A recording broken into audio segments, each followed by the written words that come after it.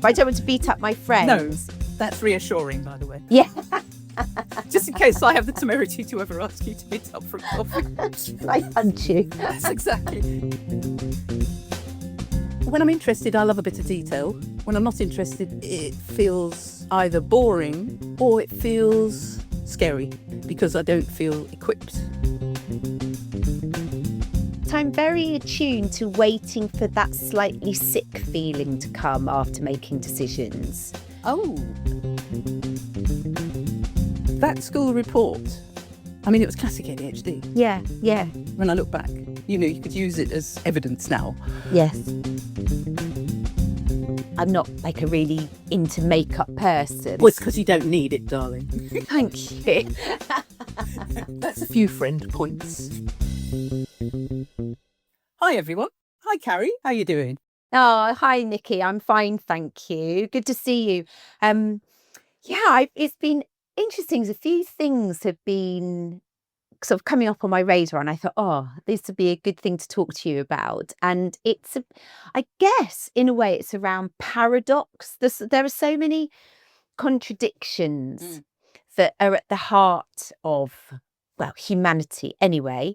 But I think when you're ADHD, and especially if you have a healthy bit of ADHD thrown in there as well, there's a lot of sort of push and pull going on at the same time. And I've really noticed one around decision making and detail. So I was in Boots the other day. I had to get some new makeup because the tinted moisturiser that I tend to wear had run out. So I was like, right, I'll buy some more. And in my head, I thought, maybe I'll look for something different to the normal one I get. I like a bit of variety, I like a bit of change, something new. And I got into the shop and there is so much choice, just so much. Different brands, different coverage, different thickness, different tones and shades and everything else. And I stood there and I just couldn't make a decision. And in the end, I just went to one section where there was something specific that I knew I wanted to get and looked up and saw one. I thought that will do, got it. Went to another section and they had some different ones. And I started looking at them because they had a 3 for 2 offer on. And I was like, maybe I need the 3. And then I just thought, I had a little panic and just thought, just stick with the ones you've got because I can't go down this path. I can't choose anything else. Yeah. And it made me really think about how, I'm trying to be much more aware of my ADHD and the things that I find difficult to come from a more honest with myself perspective. Spot the person who's training to be a psychotherapist now, because this is literally everything. Yes, but it's part of your journey. Yes. Why do I react like that? Yeah, so there's an element of that. What was I saying? Oh, well, too much choice. Too much choice. La, la, la, la. So I was thinking about this overwhelm. There was so much choice that I couldn't deal with that. And thinking, actually, yeah, that's it. I'm trying to be more honest about things that I find difficult with my ADHD. And I think being honest, this is one of them, because I actually really struggle with choice, which I know we've touched on before. But I think it's almost a bit deeper than that, because it's about detail. I struggle with detail unless I am interested in it or I'm creating something and then I'm happy with the detail. But they both have a way of overwhelming me. And I think there's a link between them, that in a way detail, whilst on the surface being the opposite of everything, they have the same effect on me. They both seem to open up so many possibilities. So, for example, if I said, I'm going to have you round for a meal, and you said, thank you very much, and I know that you have certain intolerances, so I would make something according to that. But if you then came back to me and started talking about what temperature is the food going to be, and what colour plate will it be on, and do you need to be able to stand or sit, or, how long will it take me to eat it, and all those sorts of things, I can feel I'm just talking about a hypothetical and it starts annoying me. I'm getting annoyed. Yeah, and that sort of level of detail really, really annoys me. And I don't know whether it's because it opens up these possibilities of time, temperature, it's almost like having other sort of subdivisions and subcategories that I hadn't thought of. I don't know, but they both have quite a sort of paralyzing effect on me. Too much choice of a product being irritating, but more overwhelming. So when I was having downstairs painted or my bedroom painted even, I know people who choose so many different paint pots and I'm like, I think I like that one. Put it on the wall. Do I like it? Yes, I'll go for it. And my decorator's like, well, don't you want to try loads of others? And I was thinking, do I come from a perspective of I have chosen one thing? Does it do what I want it to do? Yes, no. Do I like it? Yes, no. Great. Because if I open it up to loads of other things, how do you then choose of all the things that you might like that do the job? How do you choose which is the one? And that's when I go, So, of course, I've got 15 thoughts. yes. Okay, the word that I found interesting is it annoys me. Yeah. I'm taken back to whichever episode it was where you said, how dare you ask me out for coffee to your friends when you're feeling overwhelmed? Yeah. And I think it was just before we took our break, or our first of 2 breaks, and there was just too much going on. And the thing that I found that was really interesting was you said when they asked you, would you like to come for a coffee meet up next week or something? And you went, ah! And you were angry. And I said, who are you angry with? And you said, them. I was for asking, how very dare they? And you said, yes. And we all know this is not rational. This is an emotional response. So it sounds like the same thing here is that you go to what you and I know is an important but superficial emotion because it's covering up something underneath. So anger generally, not always, I guess, but anger, annoyance, frustration, all those things are top level go-to emotions that actually help us feel powerful and give us ability to act. And you and I are both very strong on acting on things. Right. And as we said in the last one, when I didn't know what to do, that was really disempowering for me. I didn't say that, but that was what I meant, because it was like, it's 50-50. I don't know what to do. I don't know enough, blah, blah, blah, blah. And my frustration was evident then. I was sort of vacillating between frustration and vulnerable inactivity. Yeah. Yeah. And that kind of freeze state. Well, I don't know what to do. Help.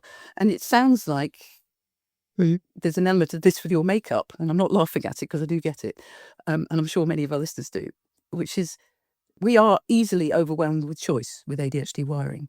And I think it's back to this horizontal thing that we have, whereas many people think in vertical hierarchies. So this is better than this, which is more appropriate than this, and blah, blah, blah, blah. And then you get to the one at the top is the one you go for, or the bottom, whichever you choose. But for us, everything's on a sort of a level playing field, as we say in the UK. And it's kind of, everything's equally important. So when I was faced with a menu and I could eat what I liked, I just didn't know. So a bit like you with the colours, I would just choose something. Or I'd wait until the waiter came up to take the order. And then something would come out of my mouth as to what I was going to have, because I couldn't decide. Yeah. So the pressure of the moment of them standing there with their pen and their little pad waiting for my order, and everybody looking at me because I was the last one. Yes. Yeah. It was like, oh, I'll have the fish, or I'll have whatever it is. And whereas now, as we know, in a lucky position of not being able to have very many things on the menu, so it's cut down to 1 or 2 things, and I just choose. Yes. In fact, quite often it's just one thing. Not that I go into the temperature. Yeah. Yes. So there's that going on. And I think that paralyzing situation or feeling is because we really don't know. Oh, I wonder if it's to do with stimulation. Because when I look at a menu, I actually imagine what the thing's going to taste like or smell like or whatever it is. Yeah. I'm not just reading the thing there. I'm actually going into a little story. Does my mouth fancy that in it? Yes. Yes. And I don't know, everybody might do that, but I'm not sure they do. Yeah. And I think because we're generally imaginative, and not everybody is, but generally creative, imaginative people, and we can see into the future with alarming clarity sometimes, we're kind of projecting into what it's going to be like. And if we're doing that for 12 things on a menu or 24 or whatever, that takes time and energy. And oh my God, and I don't know. And is that one better than that one? I don't know. And is that a bit like the makeup? Yeah. I wonder if there's a part of it that is, I sort of feel maybe out of my depth with something like makeup, because I'm not like a really into makeup person. I'm not someone who knows. Well, it's because you don't need it, darling. Thank you. You only think that because I wear good makeup. That's a few friend points.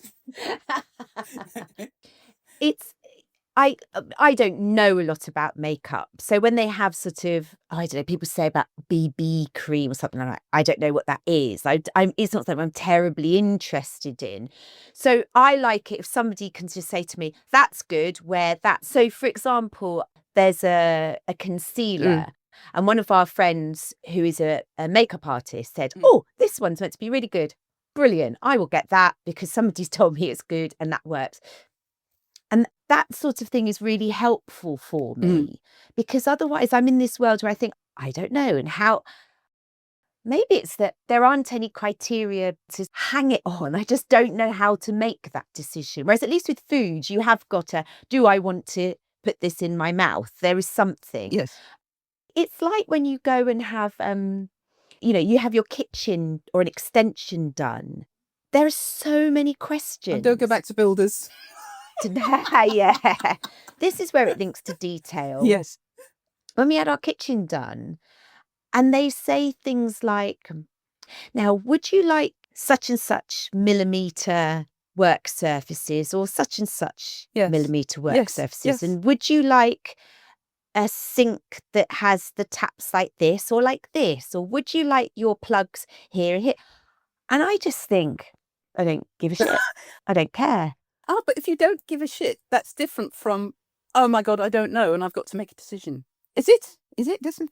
Well, I think yes, actually, what you say is the first thing I think. Oh my God, I don't know. Yeah. And so then I just think, how wrong can I get it? And then I say, what would you do?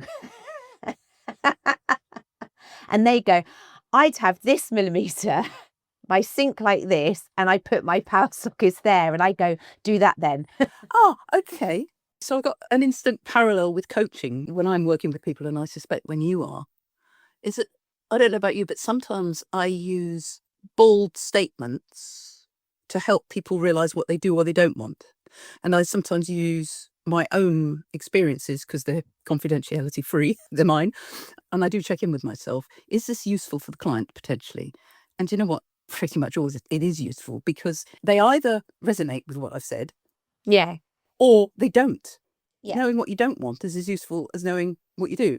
And so asking somebody what they'd want, and I do this quite often with doctors and vets and other people like that. What would you do if it were your cat or your body or your daughter or whoever?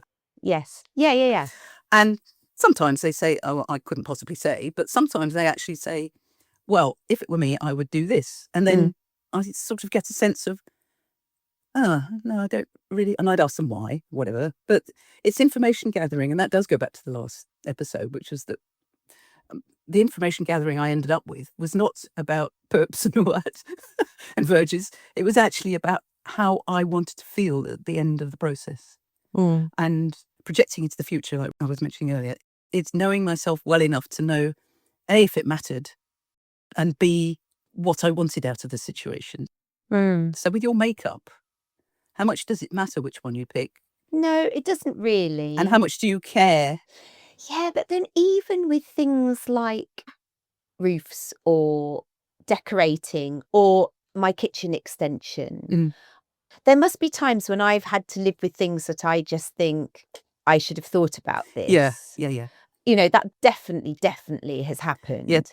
Because it's like I have a cut-off point. And maybe it's actually just a processing issue. I just have a cut-off point of like saturation. I cannot sustain any more information. I don't know. It's a funny one. And maybe it's just me. Maybe it's everybody on different degrees. No, I don't think it's you. It's just that level of detail sometimes blows my mind. And like I said, it simultaneously makes me feel overwhelmed. Sometimes I can just go, doesn't matter. But other times it does make me feel quite angry, depending on the context, or irritated. Yes. So slipping into coaching type questions, that angry feeling, the obvious question is, does that trigger any thoughts of something that happened a long time ago when you didn't quite get a decision right? Or No, I don't. Not obviously. No. because it's interesting, and I said at the time when you said about your friends and the coffee, and you were angry with them, I said that's really interesting. I didn't want you to feel like an insect on a pin. That wasn't what I meant, but it is interesting because, okay, so if it were me and somebody said that and I was already stressed, anger isn't, I don't think generally what I would feel. I might feel frustrated, which is sort of angry, but frustrated that I couldn't do it, or I couldn't fit it in, or I might feel panicky. Yes. Or what else might I feel? Disappointed because I'd want to go and join them and I couldn't, or sad, or something in that sphere. So somewhere between panic and sad. But I don't think I'd feel angry, and you're very definite that you're angry and annoyed. That's why I wondered if there was something. I think when you said panicky, that resonates a bit. There's definitely a bit of panic in it. Do you feel on the spot? Even if it's only you putting yourself on the spot? Do I feel on the spot? I don't think so. I think it is. If I think of that situation, say with friends, which, if for anybody who hasn't listened to the previous podcast, I was aware that it's an irrational response. Yes. So I was bringing it up as I know when I'm overwhelmed, when somebody says, "Do you want to go for a coffee?" and I feel angry and think, "Don't you know how much I have to do?" feeling. And then I'm like, "Ooh, I need to adjust." No, if I think about it, it's like a malfunction. I can't describe it any other way. Malfunction. Yeah, it is like that. Yeah. Say my brain is just sort of going, I'm doing my finger in a nice wavy line that's just going along like a heartbeat, that's my brain going along. And somebody says, "Do you want to go out for coffee?" And it stops and then goes Boing. and sort of all over the place, scribble, scribble, scribble. It can't take it in. So maybe actually it's a feeling out of control. I wondered about that. My next question, I've written F&F, fight and flight response.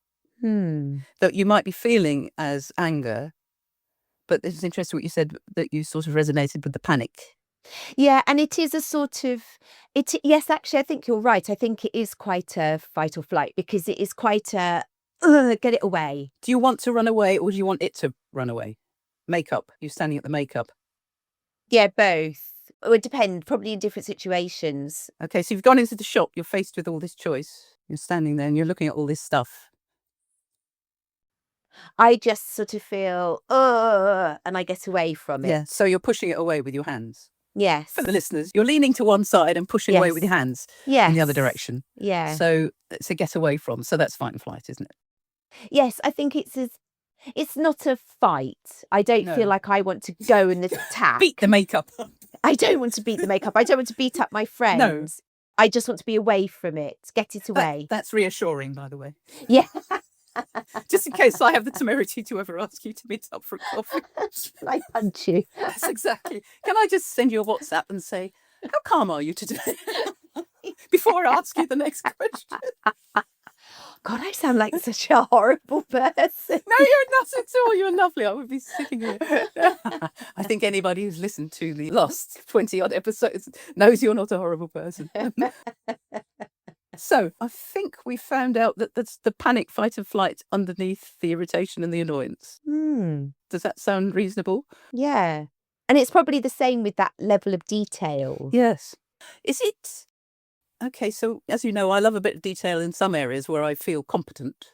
Yes. Or at least I feel I have a chance to become competent. Yeah. So like starting the podcast where I knew a little bit about things, but there was a massive mountain in front of me. Yeah. But because I was interested in it, I ploughed through reams of detail because I had the pull of doing the podcast and I wanted the outcome. So I was prepared to put myself through the torture. Yes. And some of it was very interesting and some of it was frankly not.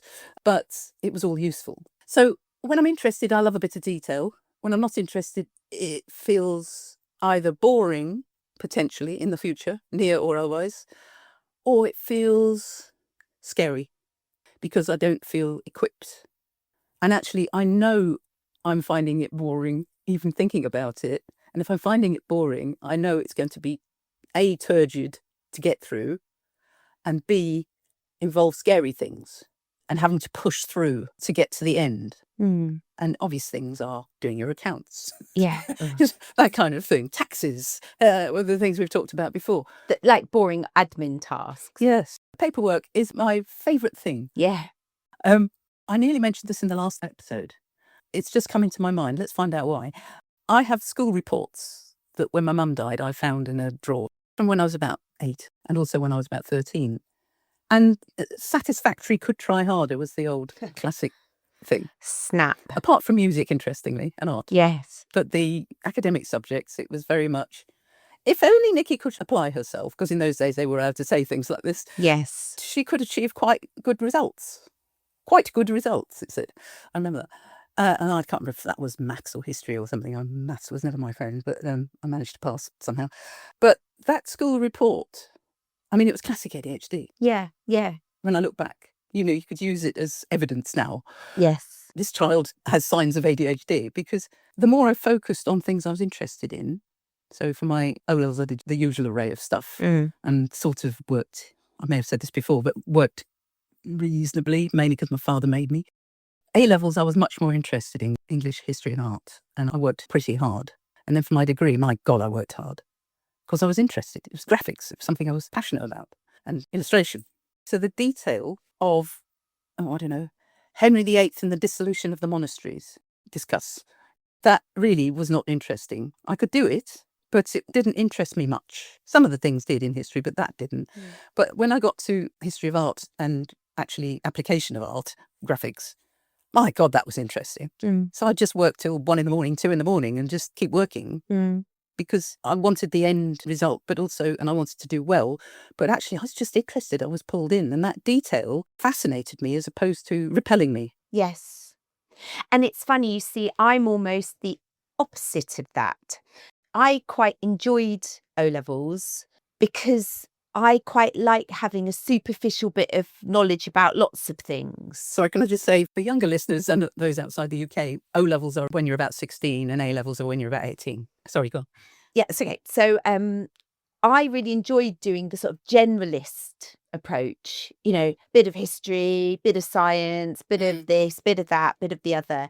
A-levels were okay because you go into a bit more detail. Degree, I found torturous, but it could be because I wasn't as interested in the subject that I was studying at university as I should have been to study it. But you said in the last episode, because we touched on this, that when you did your postgrad, you were really interested. Teaching, I did enjoy. Yeah. Was that because it was applied, as it were? Yeah, I think so. It had a purpose. It was practical and all the rest of it. And I have to say, I'm really enjoying the course I'm doing now. That's very detailed and I'm really enjoying it. Sometimes my brain gets a bit like, ugh. But I'm motivated, which I think makes the difference. So that level of detail doesn't bother me. And maybe it's a control thing as well. It's interesting you brought up about the podcast because this is a really good example, actually, isn't it? Because you were saying about how when you started and you were so brilliant. I mean, you got us to where we are with the sort of technical know-how and all the rest of it. Can I just say with a kickstart from a friend of ours? But yes. Yes. I picked up the baton and moved on. Yep. Absolutely. And we're really, with the editing and the recording and the sound quality and everything else. I, on the other hand, really struggled with the level of detail. And we've talked about this between us that you went into because you were so particular about the sound quality and how we recorded it and what devices we used and everything else. And I found that really difficult to deal with. And I, as I said, we talked about it at the time and I said, I really struggle with my response to it because I find it really irritating. Yeah. Because I just want to get on with it. But I acknowledge that you are right to do it. So I know this is a me issue. And it's the same sort of thing. It is this panicky, too much, get away from it feeling. Okay. And it's the same with, like, if I'm trying to, and this is just an example, but say I was trying to organise something at chorus, and I guess it's sort of that I think this is organised, and then say somebody starts going, oh, we could do it like this, or what if we do this, or what if we do this, and it becomes so complicated, it seems unnecessary. That's the sort of thing that I get really about and want to get away from. Is it a sort of a feeling of it being unfocused? Or the focus being split in too many directions? Yeah, maybe. That's an interesting one. Yeah, I don't know. Okay, so I've written down two things that you just said. Well, several, but these are the two.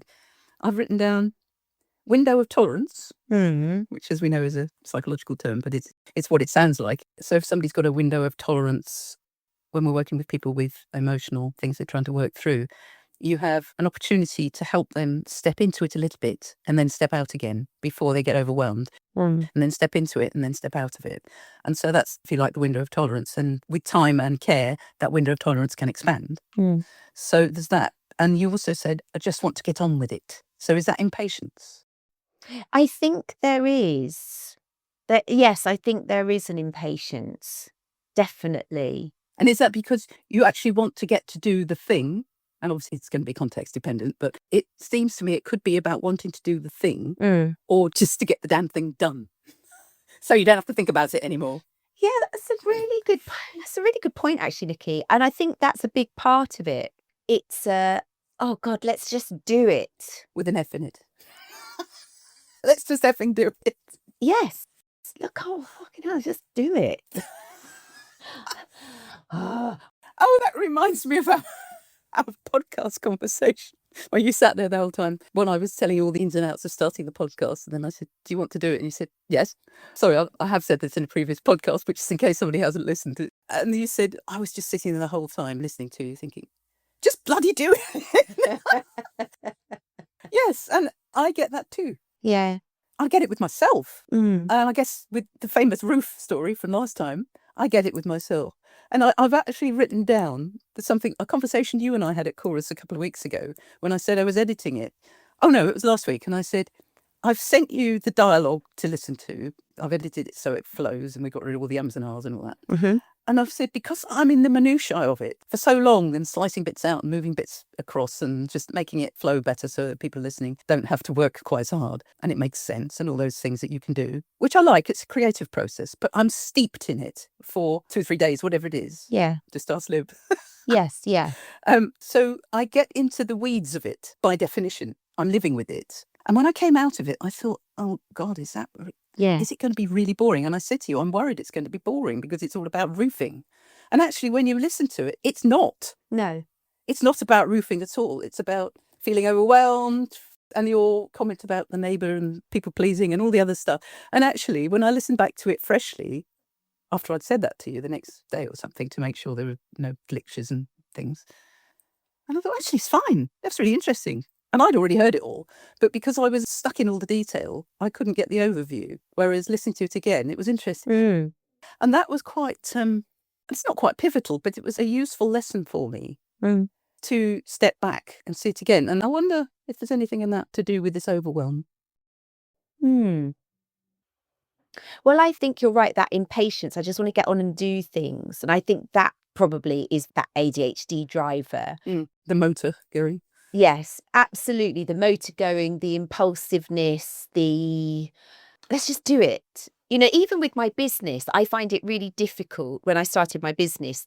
People get business coaches and they sit down and it's like, where do you want to be in 5 years' time? I don't know. I don't know where I want to be in 5 years' time. Exactly. If I decide now, that's a complete waste of time because I will have changed my mind 7 times before that happens. So for me, it's like, what do I feel like doing today? And that is not business advice. Yes, anybody out there listening who is setting up a business, yeah, what do I feel like doing today? No, actually, that's not as daft as it sounds. It's not, because as ADHDers, we do have to do things like taxis and all that. Yeah. But, as we just said earlier, we're at our finest when something feels effortless. Other people might find really difficult. But because it's pulling us, we can get mountains of stuff done. And if we can, who's it? I Have ADHD, Kristen Carter podcast. I remember listening to one of hers a while back. And it was about when she started her podcast, she was trying to do everything herself and she couldn't get stuff done because, I'm paraphrasing here, but it was along the lines of, I just found it so hard, some of the stuff, but I felt I should do it myself. And she said, when I got to a certain level, which was actually before I thought I could afford it, I outsourced it, which left me to do the bits that I'm good at, frankly, that I enjoy and I'm good at. And there is a lesson in there. Yes. So it's not, I know we were laughing, but it's not as daft as it sounds. Yeah. And also that idea of imperfect action. Yes. That I guess there's people who are real perfectionists and they can't let go of things until they think it's done. Whereas I'm a bit more of a, don't get me wrong, I like things to be good. It matters to me that things are... But if it's holding me up from the doing, I'd rather just do it. I'm giving a talk in a couple of weeks' time and I booked the place, advertised and everything before I'd written it or anything else because I know that I will. But at that moment, I was like, I want to do this. I'm going to do it. I've got a rough idea. Go for it. And then I fill in all the detail afterwards. Which is brilliant. Is it going to be perfect? No. But I'm all right with learning from that and sort of going... Hold on. I seem to remember, I don't know, a year ago or so, you did one of I think it was the first one you did, or you had done. And somehow we arrived at, I was going to come along. You said, if you want to, I said, yeah, I'd love to. So I went along, so I observed this. And it was the night before, and we'd had a conversation about you hadn't actually written it yet. And I know from working with you previously, when we coached each other, I know that you are brilliant at seat of pants stuff. And many ADHDs are, actually including me as well. Yeah. Because the fear of the deadline trumps the fear of the potential boredom or overwhelm or whatever it is. And so I remember you did a fantastic job. Oh, thank you. In the 12 hours between you saying to me, do you want to come along, and me actually arriving, or whatever it was, somehow miraculously it materialised. And to be honest, even if you hadn't prepared, it still would have been brilliant because that is one of your fortes. Yeah. And I seem to remember saying something to you about when you said, oh, well, I just wing things. And I said, that sounds like a strength to me that you can do that. Most people can't. And you went, oh. I have planned this one, I'd like to just say. Well, this won't be out until after it's been. So I have grown as a person. I could reliably tell you that this will not be out before. Yeah, it's an interesting one, though. So I think going back to this paradox of decision making and detail and overwhelm, if I'm standing in that shop looking at everything and thinking, oh God, it's not even a worry that I'll buy the wrong one. It's a frustration with the process that I just want to get on with it. I think actually. Yeah. Okay, so to refine that, is it because you want to get on with something else that might have more pull? Because there's always something else. No, I think I just want to have made a decision. Okay, so is it frustration with yourself? No, it's a frustration that there is so much of it there. Maybe, I don't know, I feel I should consider more things than I do, and therefore... Is there a should going on there? I don't consciously think, but there could be some sort of unconscious process going on there, which I will look into. But what's the worst that will happen? Nothing. Like nothing. If I buy the wrong makeup, nothing. It'll be annoying. But no more than that. Yeah. Oh, I mean, God, if I beat myself up about regrettable purchases, Nicky. Yeah. You're talking to the woman who has a stand-up paddleboard sitting in and out of a checkout trolley almost weekly. Oh, no, but it's still in there. Oh, has it ever been ordered and another one arrived? No. I keep thinking, yeah. Well, there you are, you see. That's control. Yeah. That's control. So you're already doing it. Yeah. But no, it doesn't matter. I don't beat myself up about it. I just... Yeah, it's a strange one, isn't it? Well, I think we've established that it's a panicky feeling. It's a getting away from feeling. There's too much. I do wonder if it's your window of tolerance. And your window of tolerance is much bigger, for instance, for your course. You have a massive window of tolerance, otherwise you wouldn't be doing the masters. Yes. Yeah. And you did talk to me about it a while back, so this is not something that you've rushed into. You've thought about it. You just want to get on with it. Well, you see, that's interesting, though. I thought about it when I mentioned it to you, because I said, oh, I'm doing this introductory course, because I kind of toyed with the idea of doing a master's, but I won't. I can't see me doing, it was pretty discounted. Yeah. And actually, when I did the weekend and was like, yes, I want to do that, signed up, bought, I'm in. And so it was almost quite an impulsive.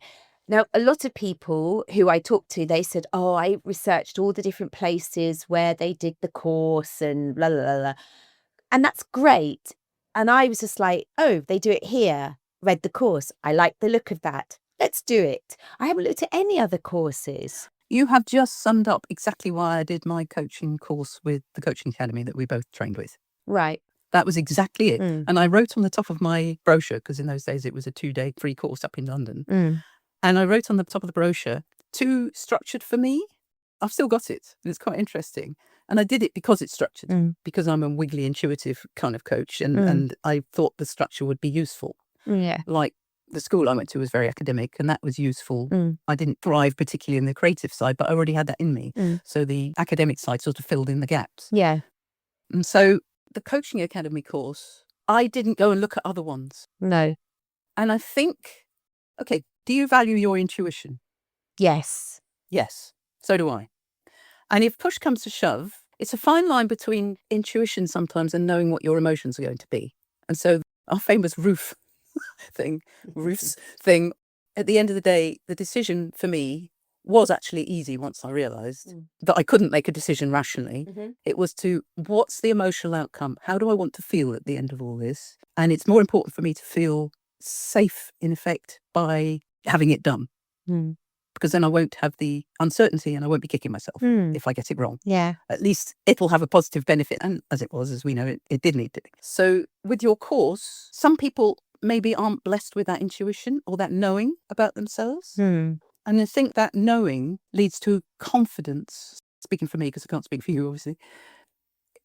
When I'm coaching and working with people, I go into hyperfocus and I concentrate in a way that I would never have believed earlier in my life. And it's knowing that these questions, sometimes seemingly weird questions that come into my head, they just will lead somewhere useful. Yeah. And I don't even question them now. I might say, I have no idea why I'm asking this, but let's do it and see and be curious. And that leads to confidence. And so once I knew about my intuition or my emotions or whatever it was to do with the roof, I got that calm, settled feeling once I realised what was going on. And then I could just make the decision without any worrying. And I don't know if there's anything in all of that. I'm just building on what you said about the course you're doing. Yeah. Was that the same for you with the coaching course? Yes. Or did you look at lots? No. Don't be silly. I asked you. You said I'd do it with the Coaching Academy. I was like, oh, I'll do that then. Yeah, we were standing in the churchyard in COVID singing. We were. I remember that. Yes. And I looked it up and thought, yes, this covers everything I need to do. Yeah. Why would I look at anything else? Well, exactly. It made sense rationally as well. It had the provenance and it had all this stuff, and it was in the UK, not in America, was the other one I was looking at. Yes, you do your basic due diligence, yeah. And I think that's as far as I got with this course that I'm doing now. It is here. I am interested in it. I mean, I didn't answer all the sort of probably quite useful questions like, can I afford to pay for this for 4 years? But we'll cross that bridge when we come to it. Yes, but will you be able to afford it somehow? Somehow, we'll make it work. Exactly. Who needs to eat, Nicky, So if you turn up on the doorstep with a begging bowl, Yeah. I will give you some gruel. Thank you. Or at least some nice soup.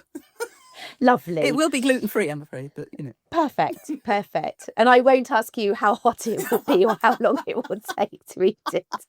Yes, I'm sorry. What temperature would you like it to be? I feel that maybe we've sort of rambled down a little pathway in my mind today rather than... So I hope this is useful for other people. But I think there is quite a thing around detail versus action versus decision-making that can be impulsive or paralyzing paralysed. Yes. And that's what I meant by those paradoxes. We have all of those within us that come up at different times. Well, dear, as if I know him, Ned Halliwell, says things like creativity is distraction gone right. Mm. And the list of challenges and strengths and so on that I give out to people to help them not self-diagnose, but at least get an idea of whether they might be in the ADHD world.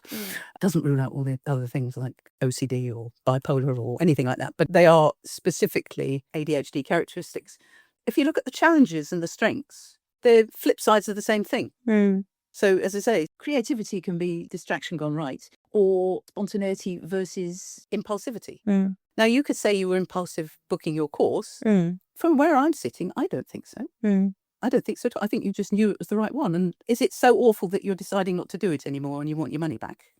No. But I'm very attuned to waiting for that slightly sick feeling to come after making decisions. Oh. Because I have made impulsive decisions and afterwards sort of thought, oh God, was that? Yeah, ooh. When was the most recent one? Or a recent one? I can't think of anyone now. That's what I figured. It was very much younger me would do things and then feel sick afterwards and think, oh God, why have I said yes to that or signed up for that?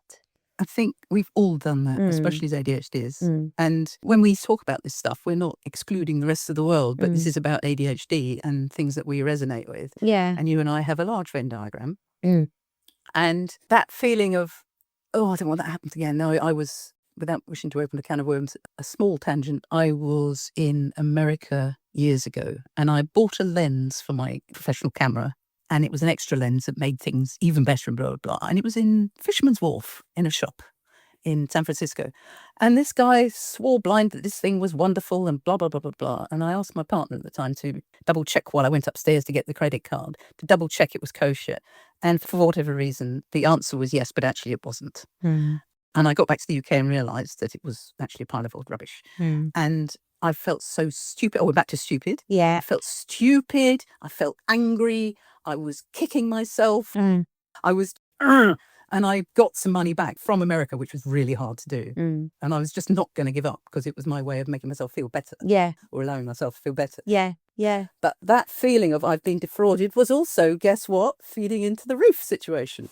I've just realised. Yes. Yeah. So I think that sick feeling and feeling is when we've got a past experience, which is why I said earlier about is there a past experience. I know there was something else about paying some roofers years ago when I was with my husband, and he was livid with me because I paid them before they'd finished because I had to go out, and of course they scarpered, they disappeared and didn't finish the roof. And he said, how could you be so stupid? Well, yeah, I was, but I learned, I thought. Yes. And so as we get older, we do eventually learn. Sometimes we learn things that aren't useful for ourselves in emotional terms, but very often, mostly, we refine things and we don't make the mistakes that we made when we were younger because they were so painful at the time. We don't want to repeat.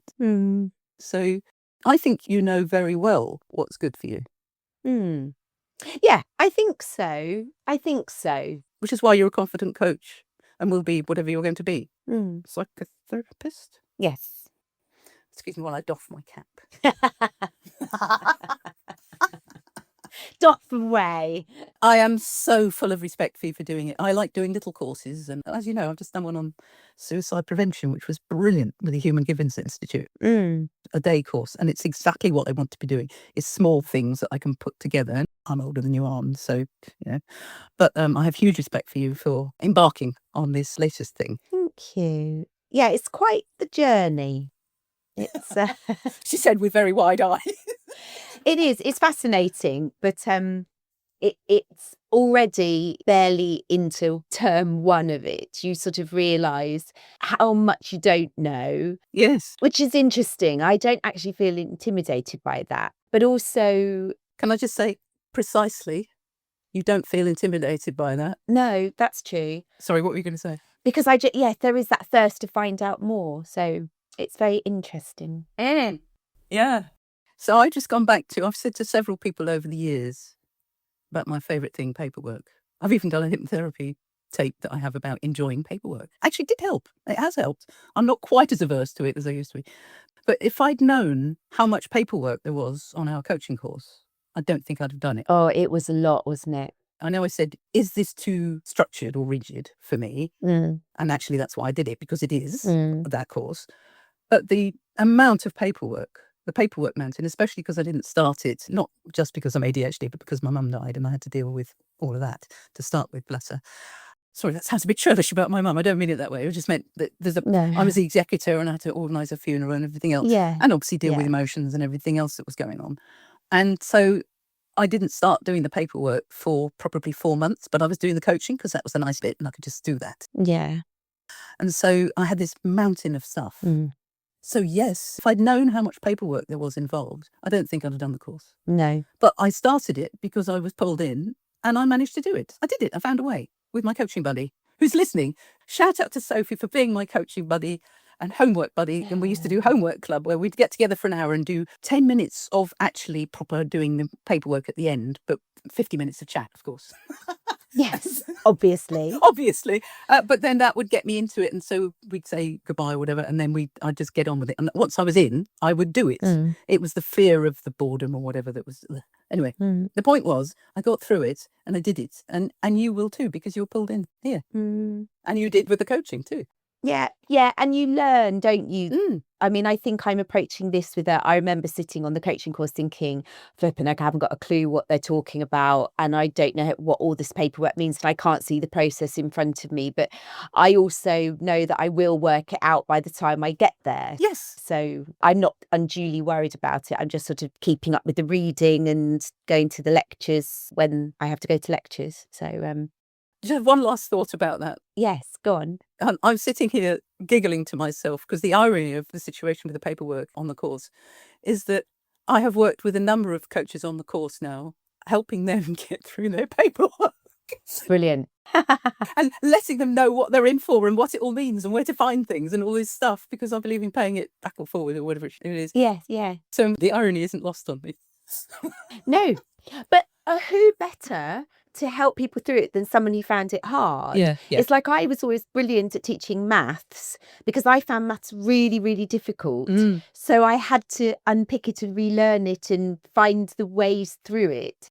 Yes. And you have that understanding of the person you're talking to, the situation they're in. Yes. Obviously, they're not exactly the same, but you have that understanding of the feeling of back to overwhelm and, Yes. you know, how do I do this and what do I do about that and what do I start with and, oh, look, decision making. Yeah. Well, I think that's it actually in life. Would you be as good a coach if you... Oh, and this is probably for another occasion. We won't start it now. But interesting, would you be as good a coach if you had just found everything in life really easy? No. And never had any challenges? No. No. There we go. Well, this is the premise of this whole podcast. Yeah, exactly. Two ADHD coaches figuring it out together. Yes. Or not. Or not. Anyway, hopefully we figured out something today. I think we have.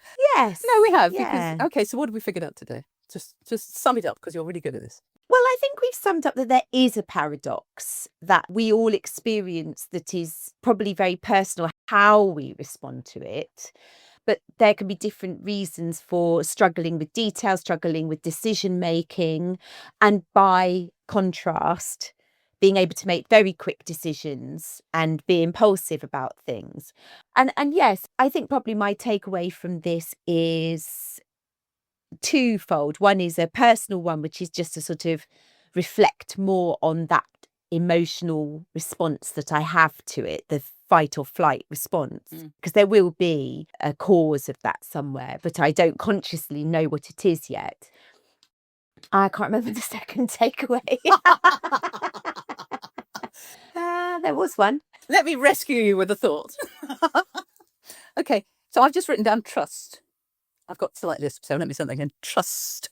And just do it. Yeah.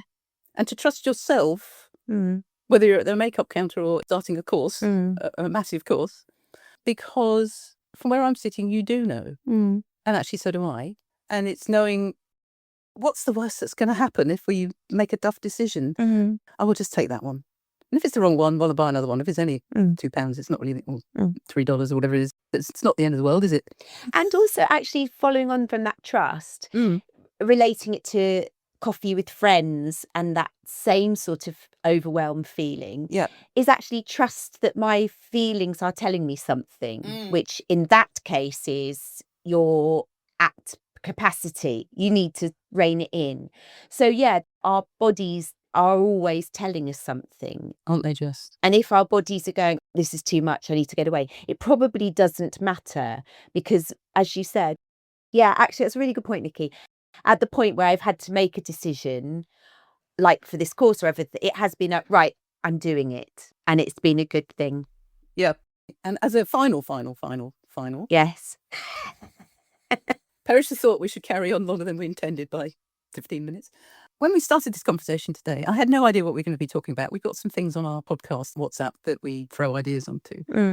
And at one point, we just sort of went, because we weren't quite sure that everything tied up and made some sort of sense. And we'd been talking for about 5 minutes. And you just said, oh, should we just do it? And I went, yeah, let's just start because it's like, will we be able to think of anything to talk about?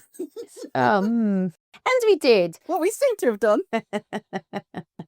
Whether it went anywhere is for our listeners to decide. Well, no, it went somewhere, but whether it went somewhere useful and interesting. Anyway, hopefully I'll have the same thing when I listen back after I edited it as I did last time, which is, oh yeah, actually that was interesting. Yes. Thank you, Carrie. Thanks, Nicky. Bye for now.